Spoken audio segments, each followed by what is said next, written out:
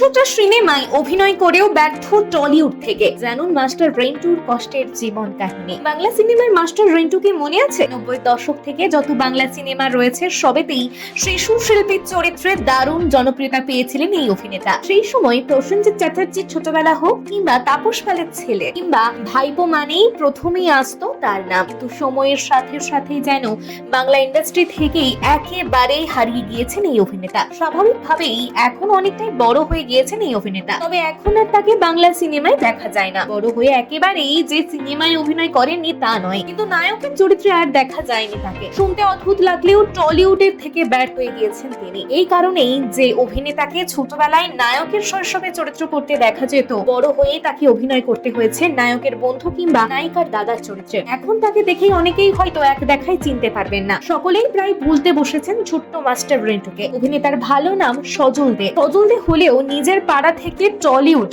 সবাই তাকে মাস্টার রিন্টু নামেই চেনেন এখনো। ছোটবেলা থেকেই অভিনয়ের প্রতি তার ভীষণ ভালো লাগা ছিল। তার অভিনীত প্রথম সিনেমা তুমি কত সুন্দর হলেও প্রথমে কিন্তু মুক্তি পেয়েছিল গুরু দক্ষিণা। এক সময় তাকে নিজের হাতে অভিনয় শিখিয়েছিলেন উৎপল দত্ত, তরুণ মজুমদার, সন্ধ্যা রায় থেকে শুরু করে তাপস